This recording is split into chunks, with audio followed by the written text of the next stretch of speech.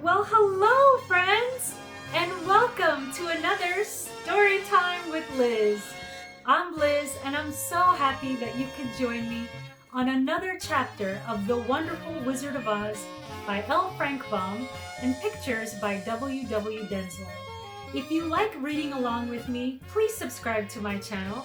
There are some more wonderful stories that are on the way. But for now, we're going to continue on to the next chapter. Are you ready? Let's go. Chapter 17. How the Balloon Was Launched.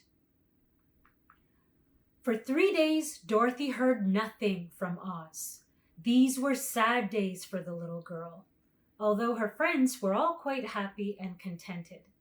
The Scarecrow told them there were wonderful thoughts in his head, but he would not say what they were because he knew no one could understand them but himself. When the Tin Woodman walked about, he felt his heart rattling around in his breast, and he told Dorothy he had discovered it to be a kinder and more tender heart than the one he had owned when he was just made of flesh. The Lion declared he was afraid of nothing on earth and would gladly face an army of a dozen of the fierce Calados. Thus, each of the little party was satisfied, except for Dorothy, who longed more than ever to get back to Kansas. On the 4th day, to her great joy, Oz sent for her, and when she entered the throne room, he greeted her pleasantly. "Sit down, my dear. I think I have found the way to get you out of this country." "And back to Kansas?" asked the girl eagerly. "Well, I'm not sure about Kansas," said Oz, "for I haven't the faintest notion which way it lies. But the first thing to do is cross the desert, and then it should be easy to find your way home." "How can I cross the desert?" she inquired. "Well, I'll tell you what I think," said the little man. "You see, when I came to this country, it was in a balloon. You also came through the air, being carried by a cyclone, so I believe the best way to get across the desert will be through the air. Now, it's quite beyond my powers to make a cyclone, but I've been thinking the matter over, and I believe I can make a balloon." "How?" asked Dorothy. "A balloon," said Oz, "is made of silk, which is coated with glue to keep the gas in it. I have plenty of silk in the palace, so it will be no trouble to make the balloon.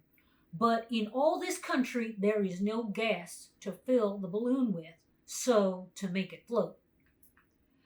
"If it won't float," remarked Dorothy, "it will be of no use to us."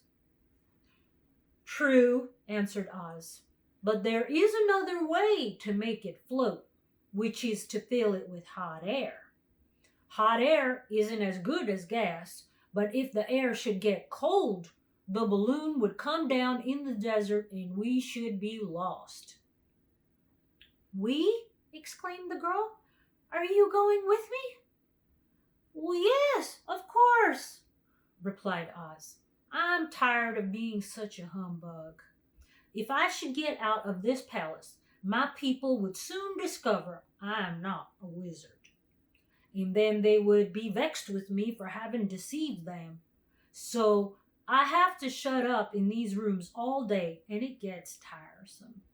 I'd much rather go back to Kansas with you and be in a circus again." "I shall be glad to have your company," said Dorothy. "Thank you," he answered. "Now, if you'll help me sew the silk together, we'll begin to work on our balloon." So Dorothy took a needle and thread, and as fast as Oz cut the strips of silk into proper shape, the girl sewed them neatly together. First there was a strip of light green silk, then a strip of dark green, and then a strip of emerald green, for Oz had a fancy to make the balloon in different shades of color about them.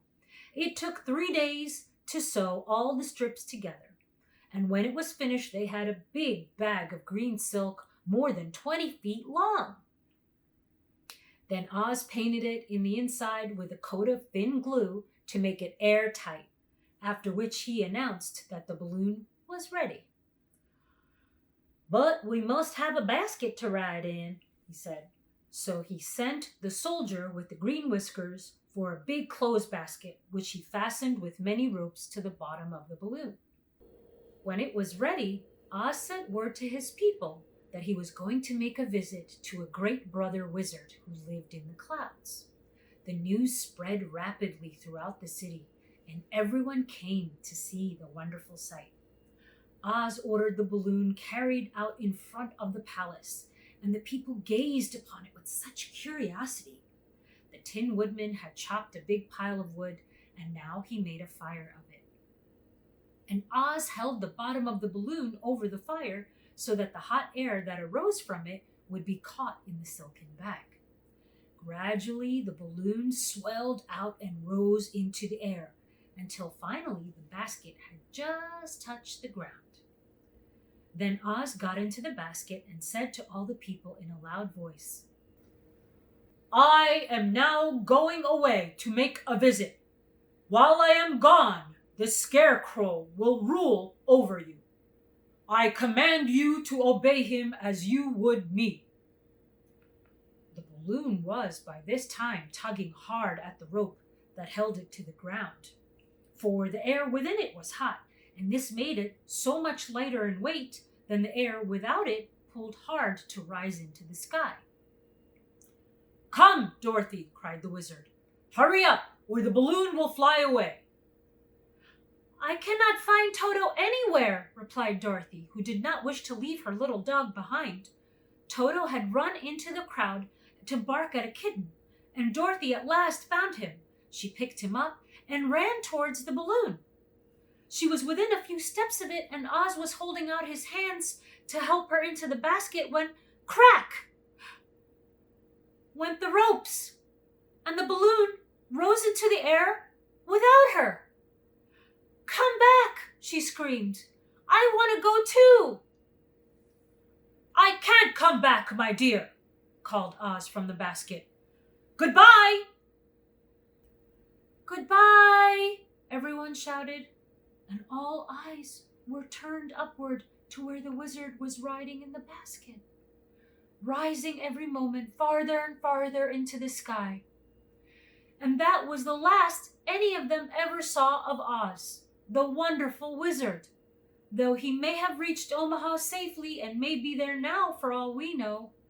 But the people remembered him lovingly, and they said to one another, "Oz was always our friend. When he was here, he built for us this beautiful Emerald City, and now he is gone, he has left the wise Scarecrow to rule over us."